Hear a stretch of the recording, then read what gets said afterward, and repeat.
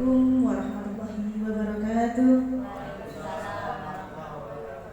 Bismillahirrahmanirrahim. Al-amanah bi'amatil iman wal islam. Asyhadu an la ilaha illallah wa asyhadu anna Muhammadan abduhu wa rasuluh. Allahumma shalli ala sayyidina Muhammad. Amin.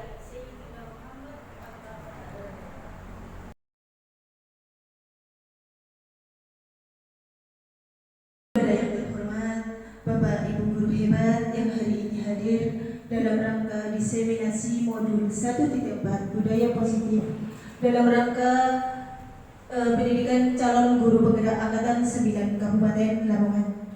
Pertama-tama marilah kita panjatkan puja kepada Yang Maha Kuasa, puji kepada Yang Maha Suci, dan syukur kepada Yang Maha Ghafur atas berkat rahmat, taufik, hidayah serta inayahnya sehingga pada siang yang cerah ini kita bisa hadir dalam rangka diseminasi budaya positif dalam keadaan sehat walafiat tanpa kurang suatu hal apapun. Salawat teriring salam marilah kita haturkan kepada junjungan kita Nabiullah Muhammad SAW yang telah menuntun kita menuju minal dhulumati ilan nur, yakni Mahdiyul Islam. Bapak Ibu hadirin sekalian yang saya hormati, dalam acara diseminasi modul 1.4 budaya positif, acara yang pertama yaitu pembukaan, acara yang kedua menyanyikan lagu kebangsaan Indonesia Raya, acara yang ketiga acara inti yaitu diseminasi modul 1.4 budaya positif, dan acara yang terakhir yaitu penutup. Bapak Ibu hadirin sekalian yang saya hormati, sebelum acara dimulai marilah kita buka acara pada pagi hari ini dengan bacaan Bismillahirrahmanirrahim. Acara berikutnya yaitu menyanyikan lagu kebangsaan Indonesia Raya. Hadirin dimohon untuk berdiri.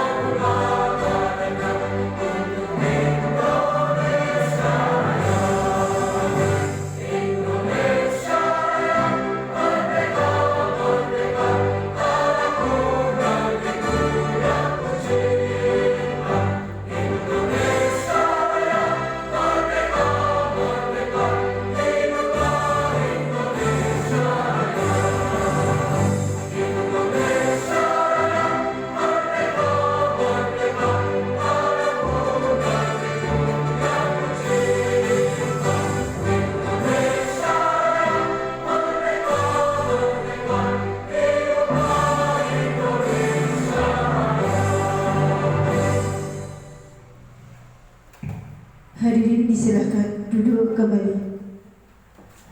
Acara berikutnya yaitu acara inti diseminasi modul 1.4 budaya positif yang akan disampaikan oleh rekan saya, Saudara Subhadlan, calon guru penggerak angkatan 9 Kabupaten Lamongan. Kepada yang terhormat Bapak Subhadlan, waktu dan tempat saya haturkan.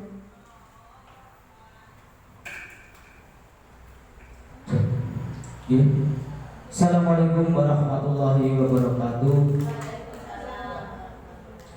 Para yang terhormat Ibu Kepala Sekolah, yang kami hormati Bapak Ibu guru hebat yang sudah bersedia menghadiri undangan kami ya. Yang pertama saya ucapkan banyak terima kasih karena sudah mau menghadiri untuk menyaksikan dalam paparan diseminasi modul 1.4 budaya positif tentang guru penggerak ya. Perkenalkan, nama saya dari sini ada Ibu Rini Nurhayati sebagai fasilitator, kemudian Ibu Nina Dwi Handawati sebagai pengajar praktik, yang terakhir adalah saya sendiri Sumandalan sebagai calon guru penggerak angkatan 9. Budaya positif. Nah, yang pertama adalah pendidikan menurut Ki Hajar Dewantara. Pendidikan adalah menuntun. Dalam proses menuntun, anak diberi kebebasan namun pendidik sebagai pamong dalam memberi tuntunan dan arahan agar anak tidak kehilangan arah dan membahayakan dirinya. Seorang pamong dapat memberikan tuntunan agar anak dapat menemukan kemerdekaannya dalam pembelajaran. Nah, yang dimaksud di situ adalah Bapak Ibu guru sebagai penuntun ya. Jadi anak itu diberi kebebasan, akan tetapi tetap kita mengasih arahan. Selanjutnya, pendidikan menghamba pada murid. Pendidikan yang menghamba pada anak menekankan pada minat, kebutuhan, dan kemampuan anak, menghadirkan model dan metode belajar yang sesuai dengan kebutuhan anak. Jadi kita sebagai guru kalau dulu itu kalau kita mengajar anak dipaksa harus mengikuti guru. Contoh, hei dengarkan yang di depan. Nah, kalau sekarang kalau menurut Ki Hajar Dewantara tidak. Jadi pembelajaran itu berfokus pada anak. Jadi anak seperti yang tadi, anak itu diberi kebebasan. Kita hanya sebagai penuntun untuk mengarahkan. Selanjutnya, guru ibarat petani, sekolah ibarat lahan atau tanah, dan murid ibarat benih. Petani hanya bisa menuntun tumbuhnya benih yang merawatnya. Nah, itu sebagai ibarat ya. Selanjutnya, budaya positif, nilai-nilai, keyakinan dan kebiasaan di sekolah yang berikan pada murid agar murid dapat berkembang menjadi pribadi yang kritis, penuh hormat, dan bertanggung jawab. Yang kedua, budaya positif merupakan perwujudan dari nilai-nilai atau keyakinan universal yang diterapkan di sekolah. Budaya positif di sekolah tidak dapat diciptakan secara instan. Dalam menerapkan budaya positif di sekolah diperlukan tuntunan dan tauladan dari seorang guru. Contoh saja, yang di lembaga kita, makanya kadang-kadang murid yang terlambat. Nah, awalnya yang kasih contoh adalah kita sebagai guru. Jadi kita harus disiplin dalam hal berangkat pagi, misalkan itu. Kasih contoh piket misalkan. Jadi kita memberi contoh ketika di kelas, kalau misalkan kelasnya kotor, sebagai guru kita harus memberi tauladan untuk membersihkan kelasnya.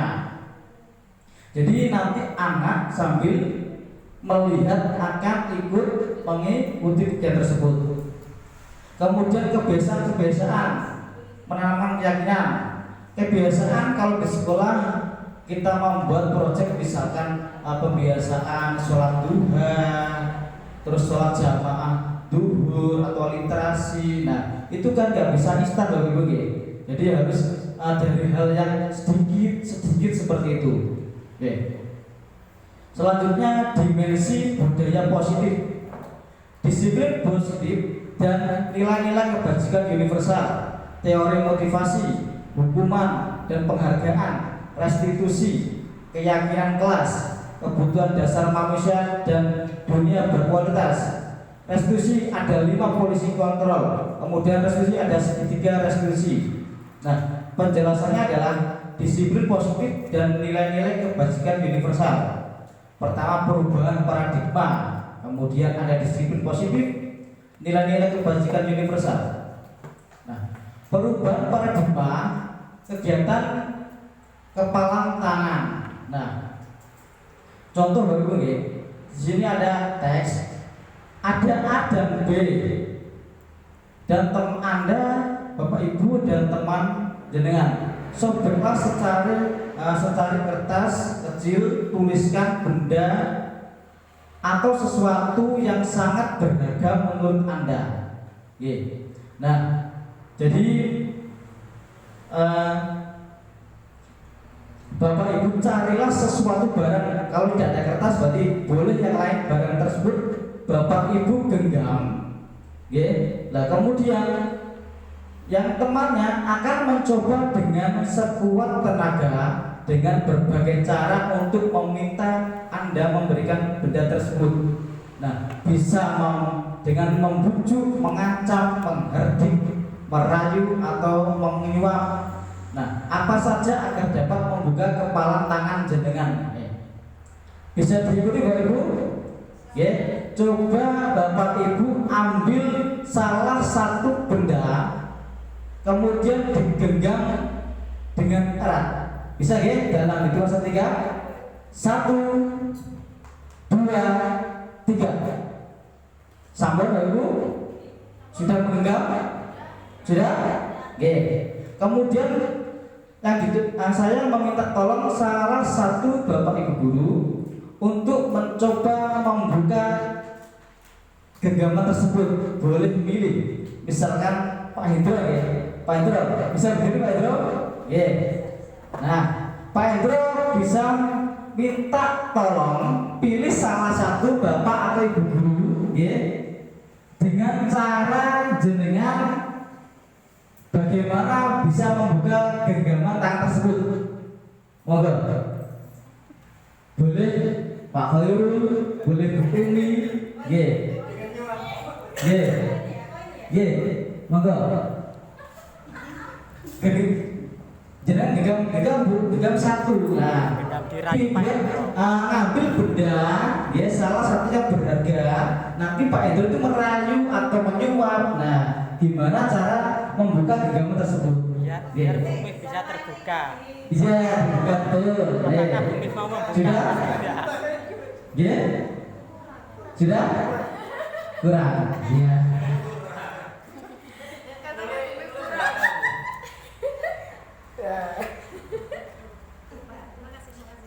Ya, bisa dibuka?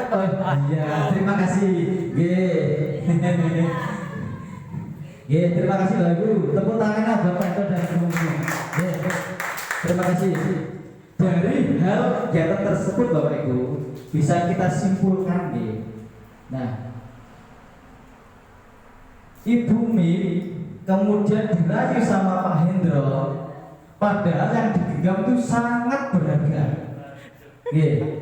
Kenapa kok bisa sampai istilahnya menyerahkan? Nah, kok sampai menyerahkan dengan cara tadi apa? Disuap. Nah, jadi Bapak bisa dipahami Jadi misalkan kita mempunyai hal yang berharga misalkan dalam keluarga. Kemudian ada yang menyuap, ibu bojomu tak apa ya? Terus tak tumbas, kan nggak boleh ya. Nah, jadi itu. Jadi kesimpulannya dari teks di sini adalah hal tersebut. Lanjut. Nah, perlu bagaimana sikap? Nah, ini adalah pejabat yang tadi. Kita lanjut. Nah, yang kedua adalah perubahan paradigma teori kontrol atau teori pilihan.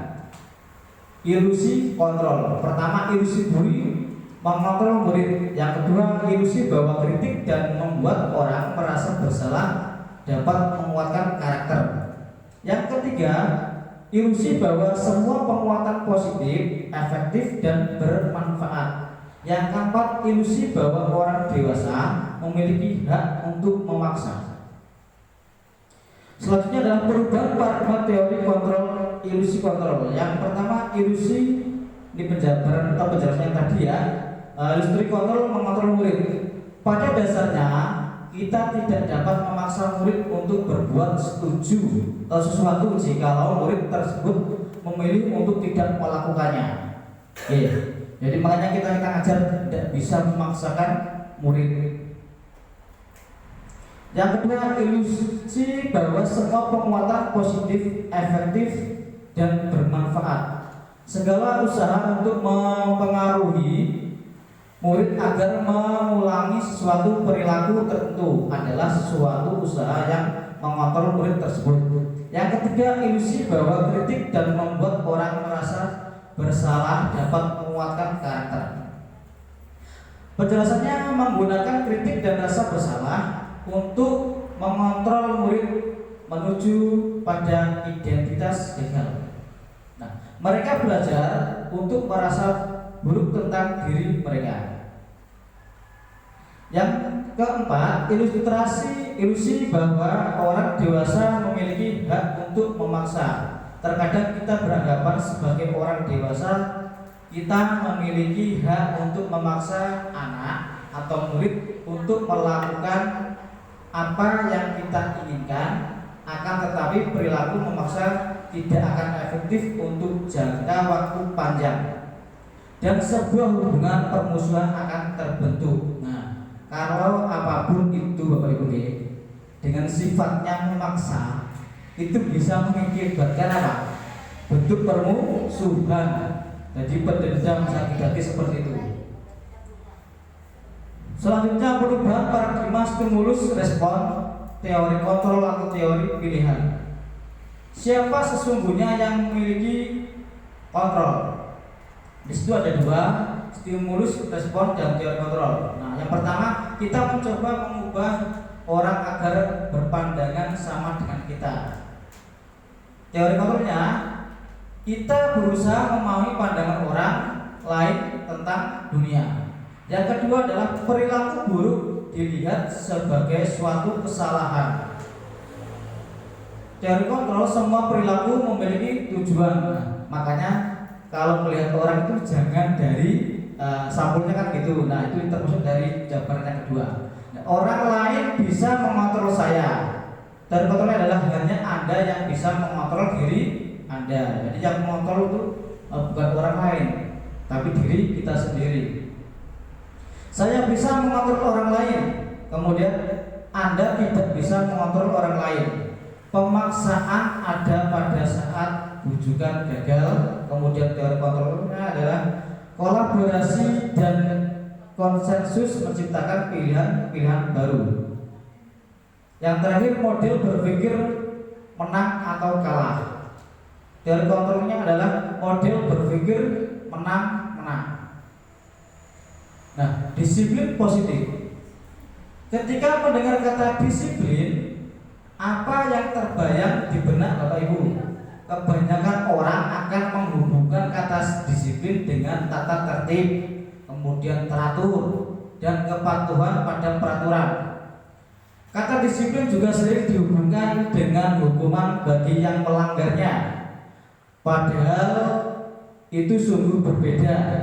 Karena belajar tentang disiplin positif tidak harus dengan memberi hukuman. Justru itu adalah salah satu alternatif terakhir dan kalau perlu tidak digunakan sama sekali. Bapak Ibu, ngantuk? Tepuk semangat. Semangat. Tepuk fokus. Melihat, mendengar, mengingat, fokus. Nah, itu nanti bisa diterapkan di anak dia. Oh, itu namanya tepuk fokus. Nah, tepuk satu. Loh, kalau satu ya bilang satu itu. Kalau tepuk satu bagi tepuk. Tepuk satu. Tepuk dua. Tepuk dua. Oke. Terima kasih Bu. Selanjutnya, seseorang yang memiliki disiplin diri berarti mereka bisa bertanggung jawab terhadap apa yang dilakukannya. Bahwa murid yang memiliki disiplin positif adalah pribadi yang memiliki motivasi internal yang tinggi dalam menguasai diri untuk melakukan tindakan yang sesuai dengan nilai-nilai kebajikan universal. Selanjutnya, sebagai pendidik, tugas kita adalah membimbing siswa untuk memiliki disiplin diri yang berasal dari dirinya sendiri, bukan karena takut mendapat hukuman jika melanggar. Nah, selanjutnya adalah nilai-nilai kebajikan universal. Yang pertama, nilai kebajikan adalah sifat positif manusia yang merupakan tujuan mulia yang ingin dicapai setiap individu. Nilai tersebut bersifat universal dan lintas bahasa atau suku, bangsa, agama maupun latar belakang. Yang kedua, setiap perilaku atau perbuatan memiliki suatu tujuan. Itu menurut Dr. William Glasser pada teori kontrol 1984. Yang ketiga adalah dengan mengaitkan nilai-nilai kebajikan yang diyakini seseorang, maka motivasi intrinsiknya akan terbangun sehingga menggerakkan motivasi dari dalam untuk mencapai tujuan yang mulia yang diinginkan. Itu menurut Diana Gosen 1998. Selanjutnya nilai-nilai kebajikan universal, nilai-nilai kebajikan yang ingin dicapai oleh setiap anak Indonesia yang kita kenal adalah dengan profil pelajar Pancasila. Nah, di sini yang pertama beriman bertakwa kepada Tuhan yang Maha Esa dan berakhlak mulia. Yang kedua ada mandiri, bernalar kritis, berkebinekaan global, bergotong royong dan kreatif. Nah, Bapak Ibu sudah mendengar tentang pelajar profil Pancasila? Sudah ya? Nah, itu kan ada lagunya. Ya. Nah, mungkin Bapak Ibu ada yang bisa menyanyikan, bisa maju ke depan. Mungkin Pak Jenel bisa maju ke depan. Oke. Ya, kita praktekkan. Begitupun dengan gerakannya ya, Bapak Ibu. Ya. Ya, saya gerakan saja. Nanti Pak Jenel ini menggerakkan ya. Ada gerakannya. Sudah siap Bapak Ibu? 1, 2, 3. Pelajar Pancasila beriman dan bertakwa pada Tuhan yang Esa dan berakhlak mulia, berkebinekaan global, gotong royong mandiri, kreatif dan bernalar kritis. Pelajar Pancasila beriman dan bertakwa pada Tuhan yang Esa dan berakhlak mulia, berkebinekaan global, gotong royong mandiri, kreatif dan bernalar kritis, kreatif dan bernalar kritis. Beri tepuk tangan buat saya. Itu nanti bisa ada juga Pak Ibu diterapkan di kelasnya masing-masing supaya anak tahu ini loh tentang pelajar Pancasila dan ini cara menyanyikan dan gerakannya. Selanjutnya teori motivasi, hukuman dan penghargaan serta restitusi ya Ibu. Bapak Ibu masih semangat ya? Teori motivasi perilaku manusia. Yang pertama adalah untuk menghindari ketidaknyamanan atau hukuman. Nah, apa yang akan terjadi apabila saya tidak melakukannya, itu termasuk motivasi eksternal. Yang kedua, untuk mendapatkan imbalan dari orang lain atau institusi. Apa yang saya dapatkan apabila saya melakukannya, itu termasuk imbalan, termasuk motivasi eksternal. Kemudian yang ketiga adalah untuk menghargai diri sendiri. Saya akan menjadi orang yang seperti apa bila saya melakukannya. Nah, itu termasuk motivasi internal atau tujuan disiplin positif. Yang selanjutnya adalah dihukum oleh penghargaan. Nah, bahwa penghargaan berlaku sama dengan hukuman dalam arti meminta atau membujuk seseorang melakukan sesuatu untuk memenuhi suatu tujuan tertentu dari orang yang meminta membujuk. Nah, yang pertama adalah pengaruh jangka pendek dan jangka panjang, penghargaan penghukum, penghargaan mengurai ketetapan, penghargaan tidak efektif, penghargaan merusak hubungan, penghargaan menurunkan kualitas, penghargaan mematikan kreativitas, penghargaan mengurangi motivasi intrinsik. Nah, selanjutnya adalah apa itu restitusi? Restitusi adalah proses menciptakan kondisi bagi murid untuk memperbaiki kesalahan mereka sehingga mereka bisa kembali pada kelompok peserta mereka dengan karakter yang lebih kuat. Restitusi juga merupakan proses kolaboratif yang mengajarkan murid untuk mencari solusi untuk masalah mereka dan membantu murid berpikir tentang orang seperti apa yang mereka ingin menjadi atau tujuan kuliah dan bagaimana mereka harus memperlakukan orang lain itu menurut Grosson ya 2004. Nah, ada 9 ciri-ciri restitusi Bapak Ibu. Yang pertama, bukan untuk menebus kesalahan, namun untuk belajar dari kesalahan. Itu yang pertama. Yang kedua adalah memperbaiki hubungan.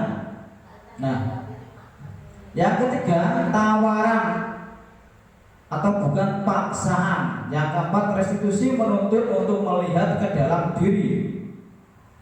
Yang kelima, restitusi mencari kebutuhan dasar yang mendasari tindakan. Yang keenam, restitusi diri adalah cara yang paling baik. Yang ketujuh, restitusi fokus pada karakter bukan tindakan. Yang kedelapan, restitusi fokus pada solusi.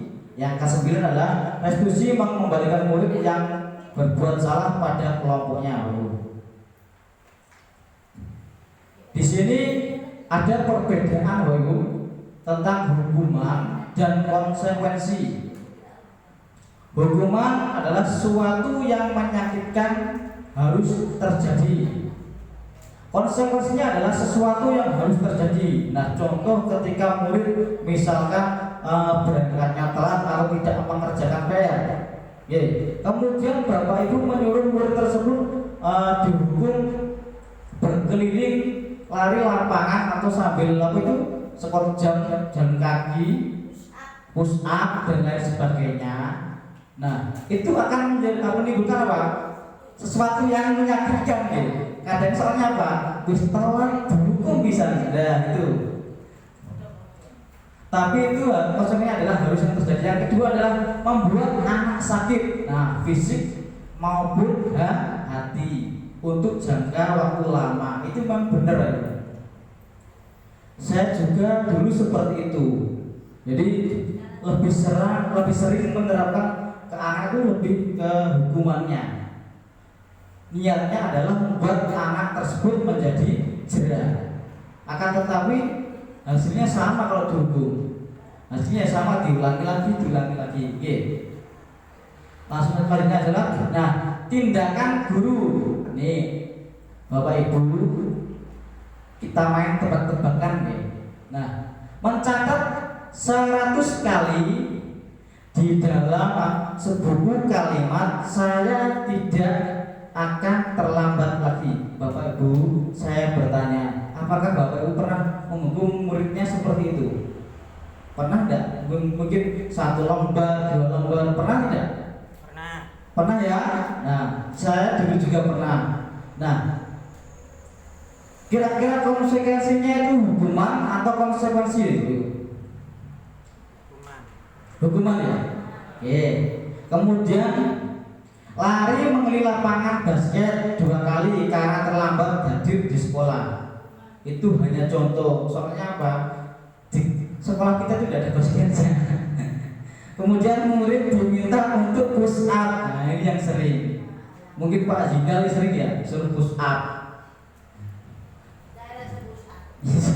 Nah, ini langsung saja ya. Yang pertama itu adalah hukuman. Yang kedua yang lari mengelilingi lapangan adalah hukuman. Yang ketiga murid diminta push up termasuk hukuman juga. Nah, yang keempat menggantikan kertas tugas teman yang telah dicoret-coret adalah konsekuensi. Jadi harus mengganti. Kemudian membersihkan tumpahan air di meja itu juga termasuk konsekuensi karena melakukan suatu kesalahan ya. Kemudian murid disuruh untuk tidak mengenakan sepatu seharian di sekolah. Nah, itu termasuk hukuman karena suruh melepas ya, kan tidak mengenakan sepatu hitam. Yang terakhir adalah lari mengelilingi lapangan basket 2 kali. Kembali lagi ke lapangan basket, setelah itu tidak ada lapangan basketnya. Nah, ini adalah identitas sukses, ada gagal, yang hukuman, suatu yang harus terjadi, itu termasuk identitas gagal. Yang suksesnya adalah restitusi merupakan pilihan atau menguatkan untuk murid anak dalam jangka panjang. Nah, Bapak Ibu, biar tidak ngantuk kita ice breaking dulu ya. Ya. Mohon Bapak Ibu untuk silakan berdiri. Ya. Jaga jarak dengan apa itu kursi bangkunya. Ya. Monggo Pak Jenal kita senang dulu biar tidak ngantuk, kita goyangkan badannya gitu.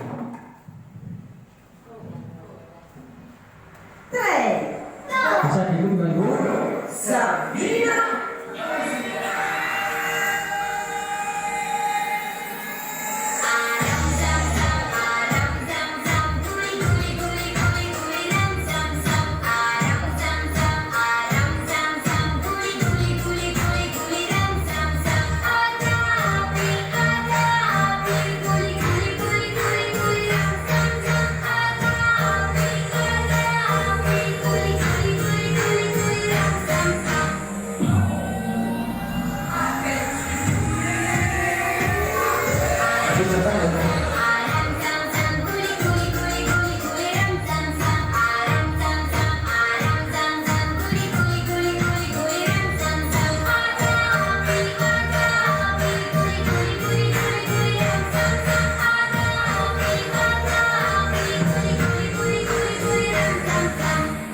Lebih cepat lagi ya Bu.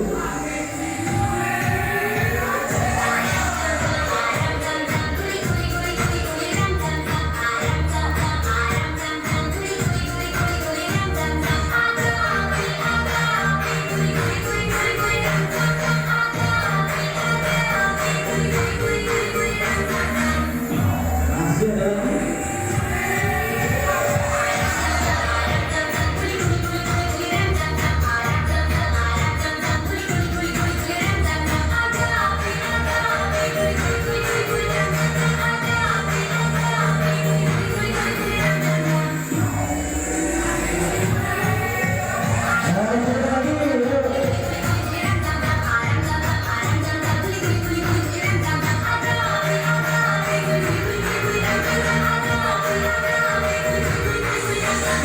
Yeay, tepuk tangan Bu. Terima kasih.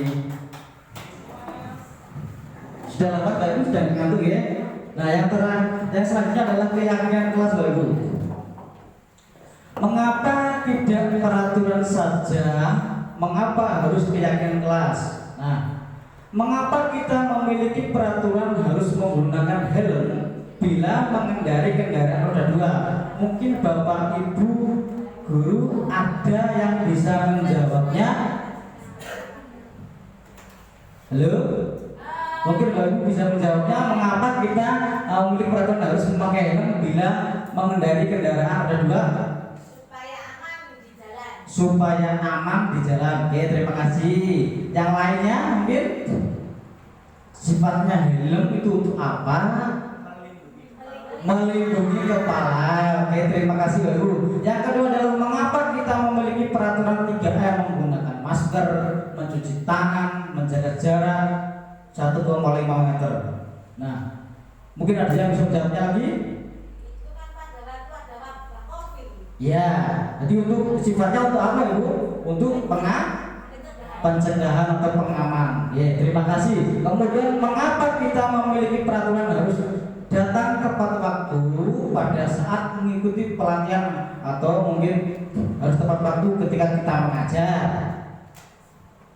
Apa, Bu?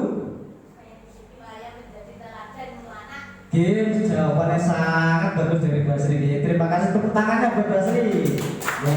Nah, untuk mendukung motivasi intrinsik, kembali ke nilai-nilai keyakinan lebih menggerakkan seseorang dibandingkan mengikuti serangkaian peraturan-peraturan.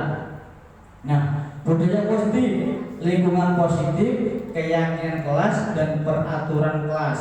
Nah, itu kalau dominan lebih besar itu ada budaya positifnya ya.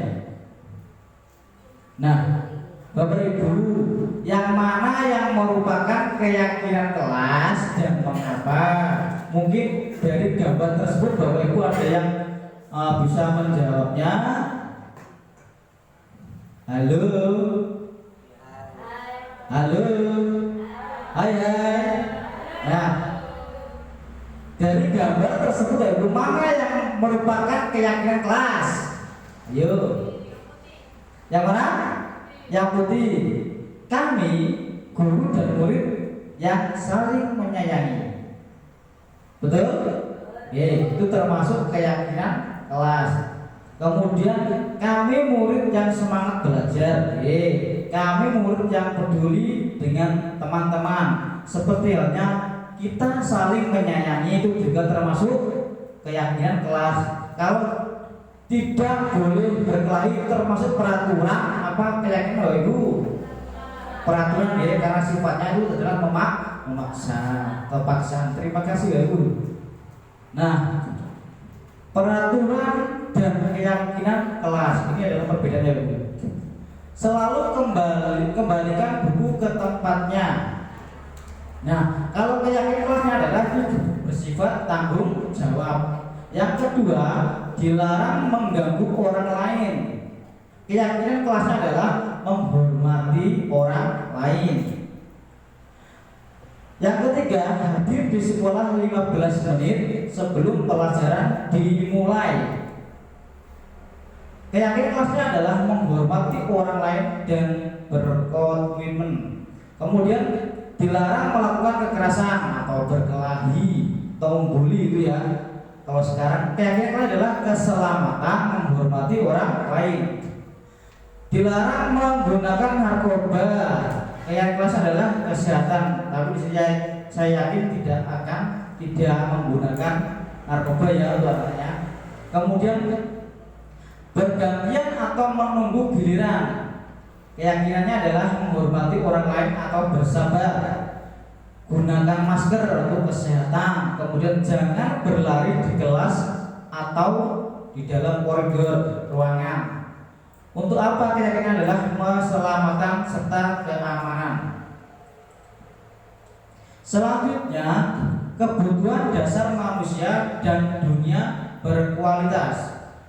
Nah, kebutuhan dasar manusia yang pertama adalah apa itu Ibu? Yang pertama, bertahan hidup. Seperti halnya kita Ibu, bagaimana cara kita bertahan hidup? Dengan cara apa Ibu? Makan, terus minum. Dari supaya kita dapat makan dan dapat minum, kita harus berapa Ibu? Bekerja. Kemudian kasih sayang dan rasa cinta. Bapak Ibu, apakah jenengan sudah tercukupi kebutuhan dasar tersebut? Kasih sayangnya sudah? Pak Hendro kurang? Oh sudah nggih, alhamdulillah Bapak Ibu. Kalau sudah, mungkin Pak Yika sudah atau belum? Kok kalau Mas kayaknya terpaksa ya. Yang kedua adalah kesenangan. Bapak Ibu apakah senang ketika menjadi guru? Senang sekali nggih. Setiap hari ketemu anak, diajak istilahnya bercanda. Bukan di TikTok ya, bercanda bukan itu Mas ya. Hah? Sudah beli Ibu? Jawabannya sangat bagus Ibu, karena jadi guru itu enak, luar biasa. Hidup kita ya enak, insya Allah barokah Ibu. Kemudian yang selanjutnya adalah kebebasan. Saya kira semuanya itu pasti butuh kebebasan Ibu. Misalkan kita mau ingin keluar, kalau digengkan ya udah enak. Jadi kita harus kita butuh kebebasan. Yang terakhir adalah penguasaan. Nah, setiap orang itu pasti ingin jadi istilahnya menguasai seperti raja gitu ya. Nah, mungkin dari Ibu yang yang ada 5 kebutuhan dasar namanya sudah tercukupi ya? Halo, sudah tercukupi? Sudah. Alhamdulillah sudah. Kita lanjut lagi adalah 5 posisi kontrol Ibu. Nah, 5 posisi kontrol ada 1 menghukum, kemudian 2 membuat orang merasa bersalah, yang ketiga teman, keempat pemantau, kemudian kelima adalah manajer. Bapak Ibu, saya ingin bertanya, Bapak Ibu sering menerapkan jadi guru itu seperti yang jenengan alami, jadi penghukum atau mungkin yang lain? Penghukum gitu? Saya kira sama. Saya dulu seperti itu, jadi penghukum. Nah, sebelum jadi calon guru penggerak, saya selalu menerapkan penghukum. Karena apa? Tujuannya adalah membuat anak menjadi jerah. Nah, tapi dari hukuman tersebut tuh anak nanti bersifat negatif, bisa nanti sakit hati, ya, atau jadi pendendam dan lain sebagainya. Nah, di sini ada contoh kalimat. Nah, jadi penghukum menghardi, menunjuk-nunjuk, menyakiti atau menyindir, kemudian membuat orang merasa bersalah, berceramah, mengatakan seharusnya ibu kecewa, kemudian teman membuat alasan-alasan untuk muridnya sebagai pemantau, menghitung dan mengukur, sebagai manajer mengajukan pertanyaan-pertanyaan. Nah, motivasi guru berkata sebagai penghukum, kalau kamu tidak melakukannya, awas ya. Nah, itu termasuk apa? Termasuk ancaman Bapak Ibu ya. Kemudian kedua adalah kamu seharusnya sudah tahu ibu lelah sekali mengatakannya, ibu stres. Nah, kemudian sebagai teman, ayolah lakukan demi ibu. Masa kamu tidak mau? Ingat, tidak ibu pernah bantu ya. Kemudian pemantau, apa peraturannya? Sebagai manajer, apa yang kita yakini, apa yang kita kau kerjakan untuk memperbaiki masalah ini. Dan seterusnya, selanjutnya adalah, nah, kita simak video tentang 5 posisi kontrol, oke.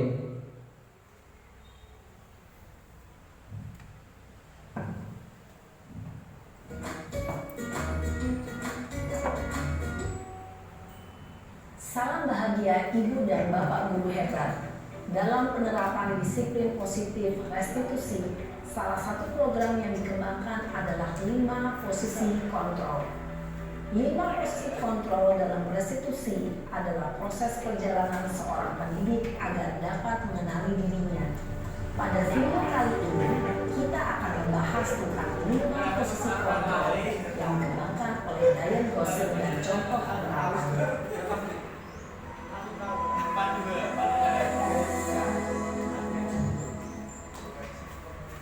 5 posisi kontrol itu adalah: 1. Posisi penghukum. 2. Posisi pembuat merasa bersalah. 3. Posisi teman. 4. Posisi pemantau atau monitor. Dan 5. Posisi manajer. Untuk lebih memahami kelima posisi tersebut, mari kita saksikan kasus Naren yang terlambat hadir 20 menit di sekolah dan melihat bagaimana kelima posisi kontrol dalam menghadapi masalah tersebut.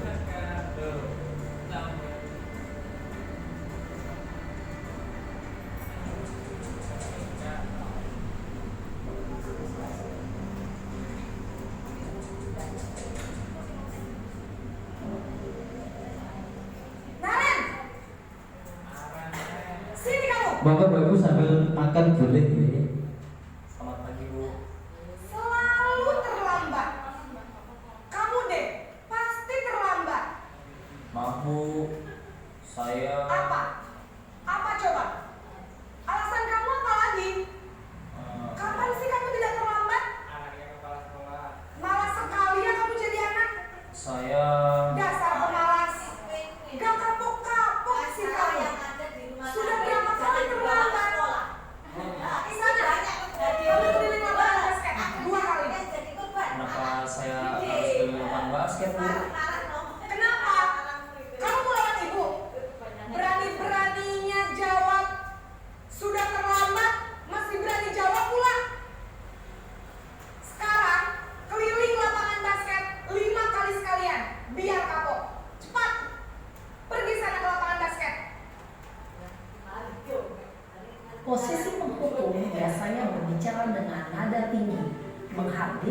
menunjuk-nunjuk, menyakiti, dan menyindir. Hukuman bisa berupa fisik maupun psikis. Ibu dan bapak guru hebat. Dampak yang terjadi pada murid ketika guru berada pada posisi penghukum adalah murid cenderung akan memberontak, bahkan menyimpan dendam.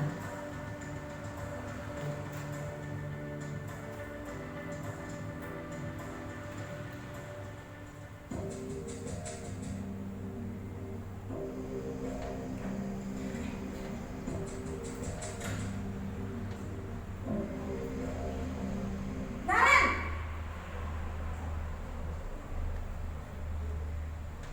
Selamat pagi Bu. Naren, kamu kenapa terlambat lagi, nak? Ya Tuhan, Naren, kamu senang ya bikin ibu susah ya? Kalau kamu terlambat lagi, nanti ibu yang ditegur bapak kepala sekolah, nak. Disangka ibu tidak bisa membina kamu. Duh, gimana ini? Maaf Bu. Duh Gusti, Naren, kamu suka ya kalau ibu ditegur bapak kepala sekolah? Terus, sekarang ibu harus tulis apa ini di buku absen? Ini kamu sudah sering terlambat loh. Ibu harus apa coba? Maaf Bu. Maaf sekali. Ya sudah, lain kali jangan bikin ibu susah lagi ya nak ya. Ibu tidak akan kuat lagi kalau kamu begini terus. Bisa jantungan kalau ibu tegur bapak kepala sekolah. Sana cepat ke kelas. Maaf ya Bu. Maaf sekali. Posisi pembuat rasa bersalah berbicara dengan nada tenang, cenderung lembut. Namun kata-kata yang diutarakan membuat murid merasa menjadi orang yang gagal, memandang buruk dirinya sendiri, merasa tidak berharga, dan tidak sanggup membahagiakan orang lain. Ketika guru mengambil posisi pembuat rasa bersalah, murid akan menganggap dirinya yang bersalah dan ia akan menyimpan emosi negatif tersebut di dalam dirinya.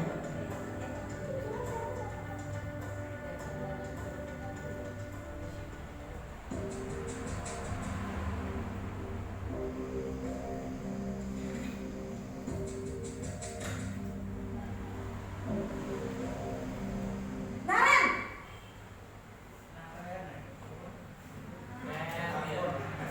Selamat pagi Bu. wah sudah jam berapa ini nak?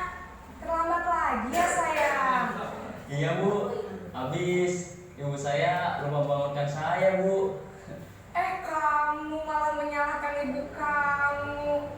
Kamu bukannya anak yang larinya paling kencang. Kok terlambat sih? Iya Bu.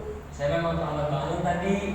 Jadi biarpun saya lari kencang, tetap gak kekejar Bu. Ya sudah sana. Nanti lain kali larinya lebih kencang lagi ya. Biar gak terlambat lagi. Bikin seneng ibu. Demi ibu. Bisa kan? Bisa lah Bu. Ya sudah sana masuk kelas. Ibu beresin urusan absen kamu. Kamu ini ada-ada saja.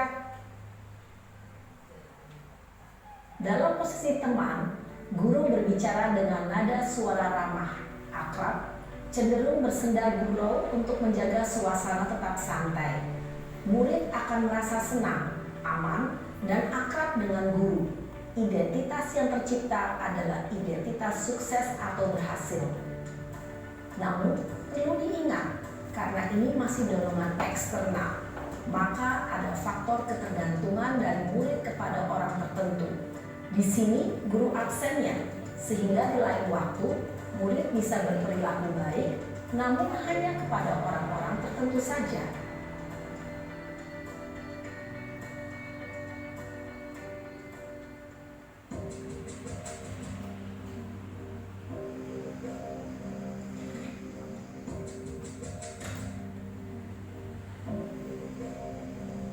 Naren!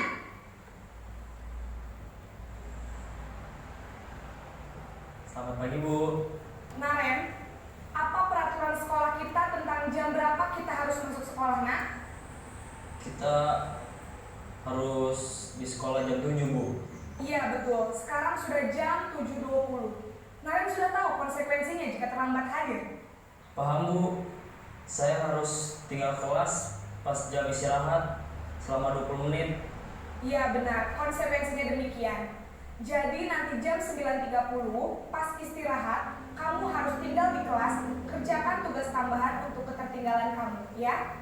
Baik Bu. Posisi pemantau mengandalkan penghitungan atau data untuk mengontrol murid. Guru mengarahkan murid berdasarkan peraturan dan konsekuensi. Seorang pemantau menunjukkan bahasa tubuh dan ekspresi wajah yang datar dan cenderung formal. Nah, Bapak Ibu, halo. Nah, tadi sudah menyimak video tentang 5 posisi kontrol. Kemudian ada selanjutnya materi adalah segitiga restitusi, Bapak Ibu. Nah, segitiga restitusi di sini ada 3, adalah fasilitasi kebutuhan, menstabilkan identitas, menanyakan keyakinan, Bapak Ibu. Yang pertama, menstabilkan identitas. Untuk membuat anak yang merasa gagal karena berbuat salah menjadi positif terhadap dirinya. Guru berkata, berbuat salah itu hal yang manusiawi, tidak ada manusia yang sempurna. Bapak Ibu juga pernah berbuat salah. Kita pasti bisa menyelesaikan permasalahan ini.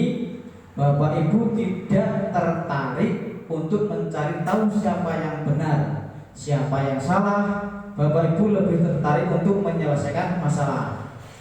Kemudian kalau kamu menyalahkan dirimu sendiri terus-menerus, apakah kamu bersikap baik pada dirimu sendiri? Yang kedua adalah validasi kebutuhan. Membantu murid mengenali basic need atau kebutuhan dasar yang ingin dipenuhi ketika melakukan kesalahan itu. Pada dasarnya setiap tindakan manusia tentunya adalah memberi basic need, apakah itu power, freedom, love, dan belonging, fun, atau survival. Guru berkata, kamu bisa saja kan melakukan hal yang lebih buruk, tapi kamu tidak melakukannya kan? Kamu pasti punya alasan mengapa melakukannya. Apa yang penting bagi kamu? Kamu boleh tetap berusaha menjaga sikap itu, tapi tambahkan sikap yang lain yang baru. Yang ketiga adalah menanyakan keyakinan. Anak melihat kesalahannya dihubungkan dengan norma sosial dan nilai-nilai yang mendasari kebutuhan berinteraksi dengan orang lain. Guru berkata, apa nilai yang kita percaya di kelas atau sekolah kita? Nilai-nilai universal yang telah kita sepakati. Kelas yang ideal atau seperti apa sih? Kamu ingin jadi anak seperti apa? Apa yang kamu rasakan ketika kamu melakukan itu?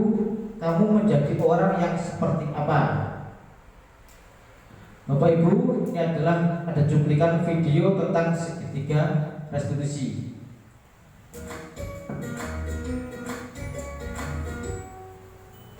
Salam dan bahagia Ibu dan Bapak guru hebat. Pada video kali ini kita akan membahas tentang salah satu program disiplin positif yang diterapkan di lingkungan sekolah yang dikenal dengan nama restitusi.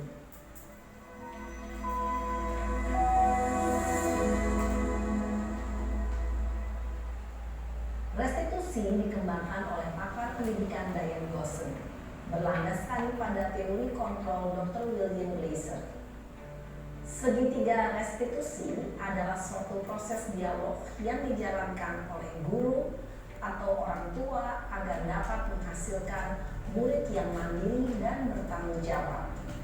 Pada saat guru di posisi manajer, aspek yang dikembangkan pada murid adalah motivasi intrinsik, sehingga penanaman nilai-nilai kebajikan dapat tumbuh dan berkembang menjadi suatu kebiasaan positif yang akhirnya membentuk karakter murid. Proses dialog ini terdiri dari 3 langkah yang digambarkan pada ketiga sisi pada segitiga restitusi. Sisi pertama adalah menstabilkan identitas. Sisi yang kedua adalah validasi tindakan yang salah. Dan sisi yang ketiga adalah menanyakan keyakinan. Ibu dan Bapak guru, berikut ini akan ditunjukkan bagaimana seorang guru berada dalam posisi manajer menggunakan penerapan segitiga restitusi.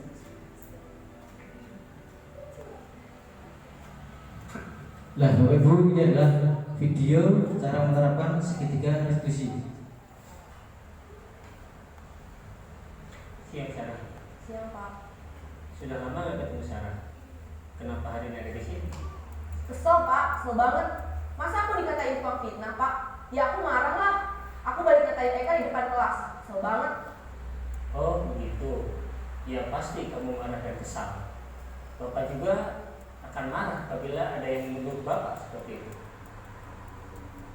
Kemudian pada saat itu kamu mau melakukan apa? Ya saya langsung ngatain Eka lah Pak. Kesel banget. Saya bentak-bentak dia depan teman-teman lain. Oh begitu. Pasti kamu melakukan seperti itu karena suatu alasan tertentu, bukan? Iyalah, masa saya diam saja Pak? Ya saya bela diri lah. Masa saya dituduh tukang fitnah? Ya wajar lah. Mempertahankan harga diri itu sesuatu yang penting buat kamu. Untung kamu tidak bertindak lebih gegabah lagi, hanya membentak-bentak. Iya Pak. Untung saya masih bersabar dan hanya membentak saja. Sudah gemes padahal, saya pasti bela diri lah. Ya pasti ya. Tapi kamu memilih untuk tetap bertahan dan bersabar. Kamu memilih untuk tidak berbuat lebih parah lagi, bukan? Iya. Nah, sekarang coba kita lihat lagi tindakan kamu yang bentak-bentak Eka di kelas. Tindakan kamu itu kira-kira sesuai dengan keyakinan kelas atau prinsip kamu tidak? Enggak lah Pak. Capek Pak jadi pemarah. Jadi keyakinan atau prinsip mana yang kurang sesuai dengan keinginan kamu? Ya, saya sebenarnya sangat menghargai orang lain. Mungkin saat itu saya menjadi emosi, jadi tidak menunjukkan sikap itu. Kamu meyakini tidak? Menghargai orang lain itu penting buat kamu. Yakinlah Pak. Iya, setuju. Kita harus saling menghargai. Namun ada juga keyakinan yang kita sepakati yang perlu kita jalankan apabila kita sedang marah, bukan? Ya, saya bisa lebih proaktif, mulai dengan diri sendiri. Saya bisa jadi lebih bersabar, mengambil waktu jeda untuk berpikir mau apa selanjutnya. Kira-kira kamu bersedia memperbaiki masalah ini tidak? Bersedia Pak. Kalau kamu memperbaiki masalah ini, kamu akan menjadi orang seperti apa? Saya akan menjadi orang yang bertanggung jawab kali ya Pak. Dan senantiasa proaktif. Iya, menurut kamu bagaimana rasanya menjadi orang seperti itu? Ya nyaman lah, bangga bisa bersabar dan menahan diri. Baiklah kalau begitu. Yuk kita pikirkan bagaimana memperbaiki masalah ini.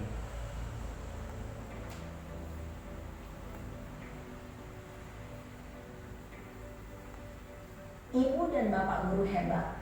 Baru saja kita menyaksikan contoh bagaimana seorang guru berada dalam posisi manajer menggunakan penerapan segitiga restitusi. Mari kita bahas satu persatu. Pada sisi pertama, menstabilkan identitas berdasarkan pada prinsip bahwa membuat kesalahan adalah bagian dari proses pembelajaran. Sisi pertama dari segitiga ini berperan menggeser identitas murid dari identitas gagal ke identitas sukses. Murid yang sedang bertingkah laku yang tidak pantas atau menarik diri saat itu sedang mengalami identitas gagal. Bila kita mengkritiknya, maka posisinya tidak akan berubah. Bapak Ibu, terima kasih sudah mau menyimak video tadi ya. Untuk materi paparan dari saya banyak tentang 5 pos kontrol, budaya positif, dan yang terakhir segitiga restitusi. Bapak Ibu, semoga apa yang saya paparkan tadi tentang mengenai diseminasi modul 1.4 budaya positif bisa bermanfaat. Kemudian Bapak Ibu sudah mau menghadiri undangan kami, dicatat sebagai amal yang soleh, Bu. Amin ya rabbal alamin. Yang terakhir, saya mohon maaf apabila ada salah-salah kata dalam penyampaian materi tentang budaya positif. Assalamualaikum warahmatullahi wabarakatuh.